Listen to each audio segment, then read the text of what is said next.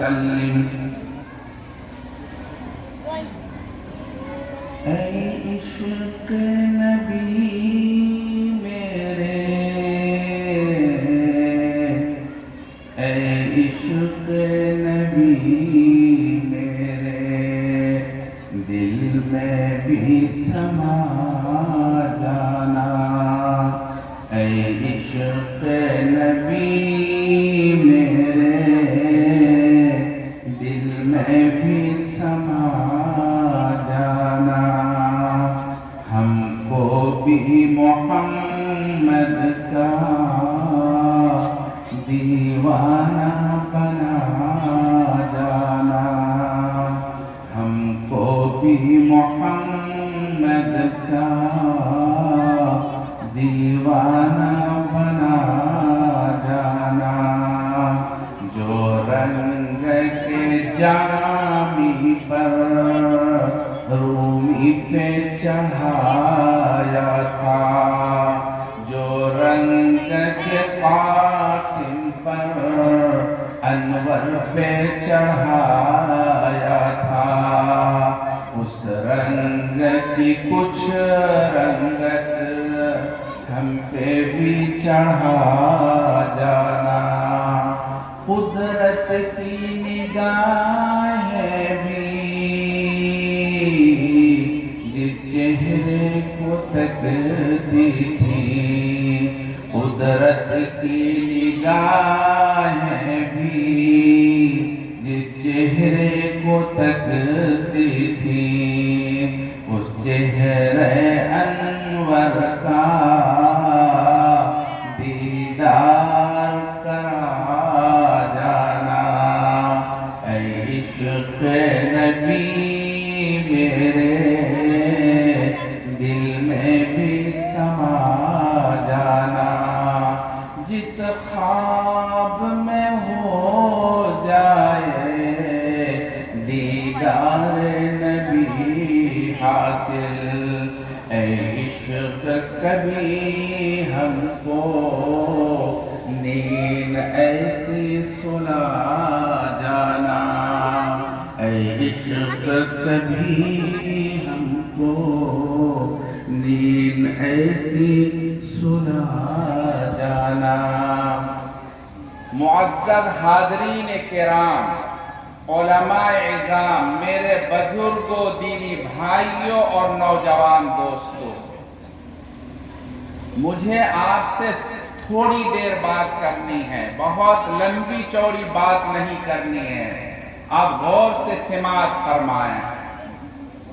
قرآن کریم میں اللہ تبارک و تعالی نے عجیب و غریب انداز سے بات فرمائی ہے۔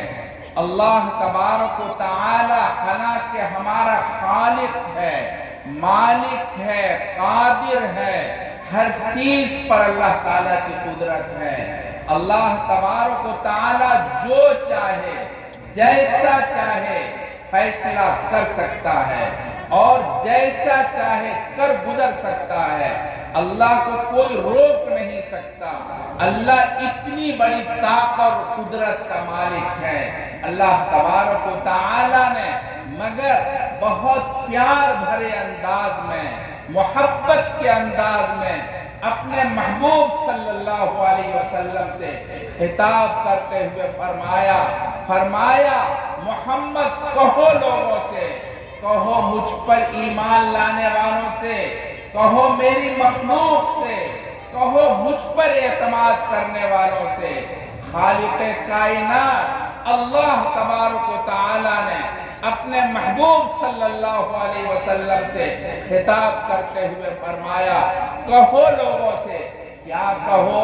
اللہ نے فرمایا فَاتَّبِعُونِي يُحْبِبْكُمُ اللَّهُ، فَاتَّبِعُونِي يُحْبِبْكُمُ اللَّهُ، فرمایا محمد کہو مجھ پر ایمان لانے والوں سے میری پیروی کرو، اللہ تم سے پیار کریں گے، اللہ تم سے محبت کریں گے، اللہ تبارک و تعالی تمہیں چاہیں گے، اپنی چاہت اور رضا عطا فرمائیں گے۔ نبی پاک صلی اللہ علیہ وسلم کی پیروی کا حکم فرمایا ہے۔ میں علماء سے کہا کرتا ہوں، قرآن کریم کی آیت کے اندر اللہ تبارک و تعالی نے نبی پاک صلی اللہ علیہ وسلم کی ذات کی پیروی کے لیے حکم فرمایا ہے۔ فرمایا فاتبعونی، میری پیروی کرو۔ جناب رسول اللہ صلی اللہ علیہ وسلم کی پیروی کا حکم ہے۔ پیروی کا مطلب ہے کسی کے نقش قدم پر چلنا۔ آپ علیہ السلام کی پیروی کا مطلب یہ ہے آپ علیہ السلام کے اقوال کی پیروی کی جائے، آپ علیہ السلام کے قول پر عمل کیا جائے، آپ علیہ السلام کے اعمال کے مطابق اپنا عمل بنایا جائے، نبی پاک صلی اللہ علیہ وسلم کے کردار اور احوال کے مطابق اپنے احوال کو بنایا جائے۔ آپ علیہ السلام نے جو فرمایا اس پر عمل کیا جائے، اس کے خلاف ہرگز نہ کیا جائے، اس کے خلاف ہرگز نہ کیا جائے۔ اللہ کے رسول کے فرمان کو اپنی زندگی میں اتارا جائے۔ اگر آپ ایسا کرتے ہیں اللہ کا پیار ملے گا، اللہ کی محبت ملے گی۔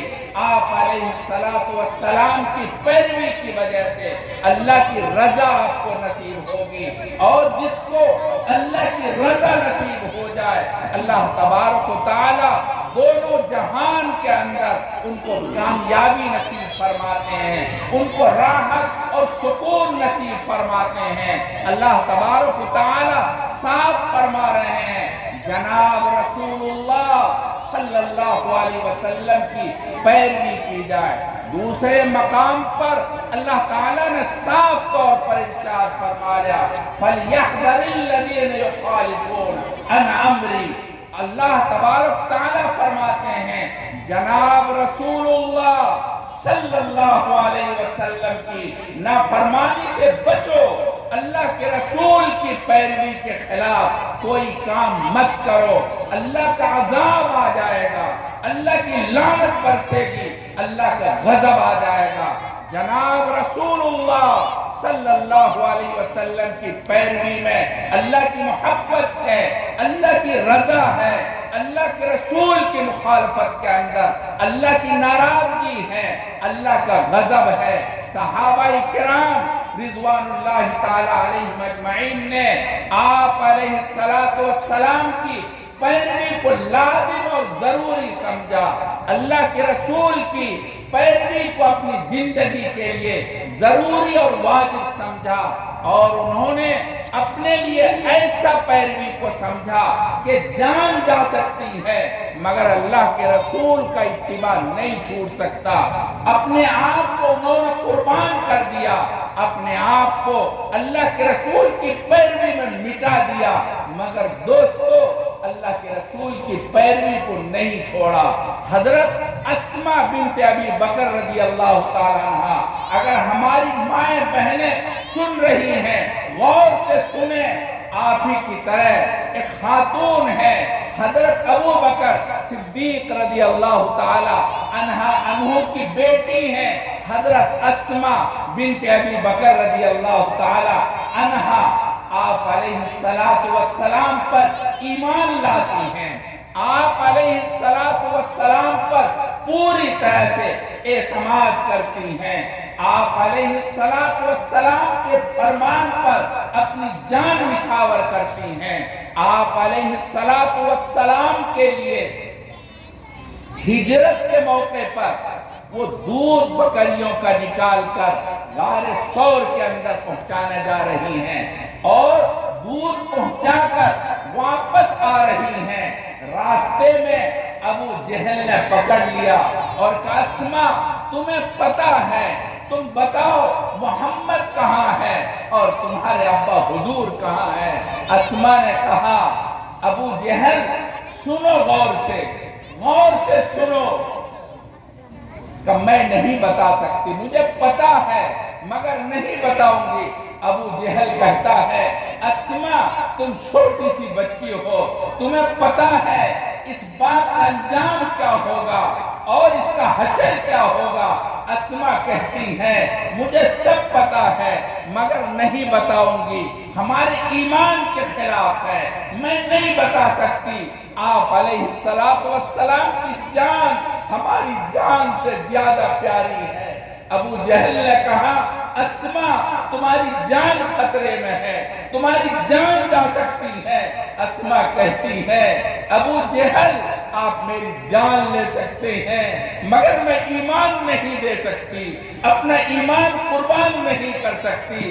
اسما نے صاف طور پر کہہ دیا ایمان کا تقاضا یہ ہے آپ علیہ السلام کے بارے میں نہ بتایا جائے، اللہ کے رسول کی شان کا احترام کیا جائے۔ ابو جہل نے وہ بچی ہے اوپر اٹھاتا ہے اور اوپر اٹھا کے زمین پر پڑک دیتا ہے، ان کا سر پھٹ جاتا ہے، خون بہنے لگتا ہے۔ ابو جہل مخاطب کر کے کہتا ہے اسما اب بھی وقت ہے بتا دے ورنہ تیری جان خطرے میں ہے۔ اسما کہتی ہے آپ جان لے سکتے ہیں مگر ایمان نہیں لے سکتے، میں ایمان قربان نہیں کر سکتی۔ آپ کچھ بھی کر سکتے ہیں، آپ کا جی چاہے مجھے آپ مار ڈالیں مگر میں ایمان کو قربان نہیں کر سکتی۔ یہ ایک عورت کا، ایک خاتون کا ایمان ہے۔ حضرت سمیہ رضی اللہ تعالیٰ عنہ، حضرت سمیہ رضی اللہ تعالیٰ عنہ ابو جہل کی باندی ہیں۔ ابو جہل کو پتہ لگتا ہے یہ محمد پر ایمان لا چکی ہے۔ ابو جہل بلاتا ہے اور کہتا ہے سمیہ میں نے سنا ہے تم محمد پر ایمان لا چکی ہو۔ وہ کہتی ہے ہاں ایمان لا چکی ہوں، میں جھوٹ نہیں بول سکتی، اسلام جھوٹ کو منع کرتا ہے، جھوٹ بولنے پر اللہ کی لعنت نازل ہوتی ہے، اللہ کا غضب نازل ہوتا ہے، میں جھوٹ نہیں بول سکتی۔ ایک ایمان والوں کی شان ہے جھوٹ نہیں بول سکتی۔ جھوٹ بولنا ایمان کے اندر حرام ہے، جائز نہیں ہے۔ جھوٹ بولنے پر اللہ کا غضب نازل ہوتا ہے، اللہ کی لعنت نازل ہوتی ہے۔ حضرت سمیہ رضی اللہ تعالیٰ عنہ نے صاف طور پر کہا میں ایمان لا چکی ہوں، آپ کا جی چاہے جو چاہے آپ کر سکتے ہیں۔ ابو جہل نے کہا تمہاری جان چلی جائے گی، اپنے آپ کو سنبھالو اور پرانے دین پر آ جاؤ۔ سمیہ کہتی ہے یہ نہیں ہو سکتا، یہ نہیں ہو سکتا، میں محمد پر ایمان لا چکی ہوں اور اس کا فرما بردار بن چکی ہوں، اپنے آپ کو اللہ کے رسول کے حوالے کر چکی ہوں، لہذا پرانے دین پر ایمان نہیں لا سکتی، پرانے دین پر نہیں جا سکتی۔ ابو جہل نے نازک حصے میں برچھا مارا اور سمیہ کو شہید کر دیا۔ سمیہ نے جان دے دی مگر ایمان کو نہیں دیا۔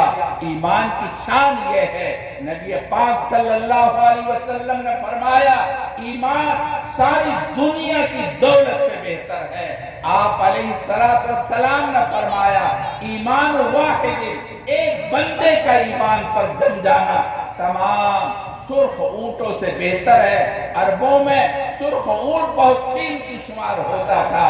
اللہ کے رسول صلی اللہ علیہ وسلم نے فرمایا ایمان اتنی قیمتی دولت ہے۔ میرے عزیزوں، میرے دوستوں، میرے نوجوان ساتھیوں اور میری عظیم بچیوں، اللہ تعالیٰ نے آپ کو ایمان کی دولت سے سرفراز فرمایا ہے، ایک قیمتی نعمت عطا فرمائی ہے، اس کی قدر کرنا، اس کو ضائع مت ہونے دینا۔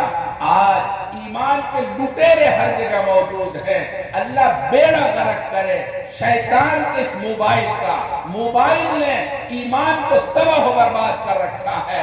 آج ہمارا نوجوان ایمان کے ذریعے ایمان سود حرکتیں کرتا ہے اور پوری رات جب ساری دنیا سونے لگتی ہے ہمارا نوجوان بچہ اور بچی موبائل کو لے کر کے پوری رات موبلنگ کرتے ہیں، چیٹنگ کرتے ہیں، عشق بازی کرتے ہیں۔ اللہ تبارک و تعالیٰ کی ایسے لوگوں پر لعنت برستی ہے، پوری رات گناہوں میں گزرتا ہے۔ محبوب صلی اللہ علیہ وسلم نے ارشاد فرمایا لا سمرا بعد العشاء، عشاء کے بعد قصے کہانیاں نہیں ہیں، عشاء کے بعد گپ شپ نہیں ہے، عشاء کے بعد فالتو میں جاگنا شریعت میں درست نہیں ہے، سونے کا حکم ہے۔ اگر کوئی بچہ اور بچی موبائل کے ذریعے سے گناہ میں مبتلا ہوتے ہیں، اللہ تبارک و تعالیٰ کی ناراضگی ہوتی ہے، اللہ کا غضب نازل ہوتا ہے، پھر یہ نوجوان ہمارے پاس ہزاروں نوجوانوں کی فہرست ہے، وہ آ کے کہتے ہیں ہم پریشان ہیں، ہمیں سکون نہیں ہے، ہمارا کاروبار نہیں ہے، کاروبار ٹھپ ہو چکا ہے۔ دوستو سکون آپ کو کیسے ملے گا؟ اللہ کی نافرمانی کر کے، اللہ کے رسول کی نافرمانی کر کے، اللہ کا غضب مول لے کر کے، اللہ کی لعنت پرستی اس نوجوان پر جو نوجوان اللہ اور اللہ کے رسول کی نافرمانی کرتا ہے۔ جو لوگ اللہ اور اللہ کے رسول کی نافرمانی میں مبتلا رہتے ہیں، اللہ کا غضب نازل ہوتا ہے، ان کو سکون نہیں ملے گا، نہیں ملے گا۔ اللہ تبارک تعالیٰ کی ناراضگی کے ساتھ معاشرے کے اندر سکون نہیں مل سکتا۔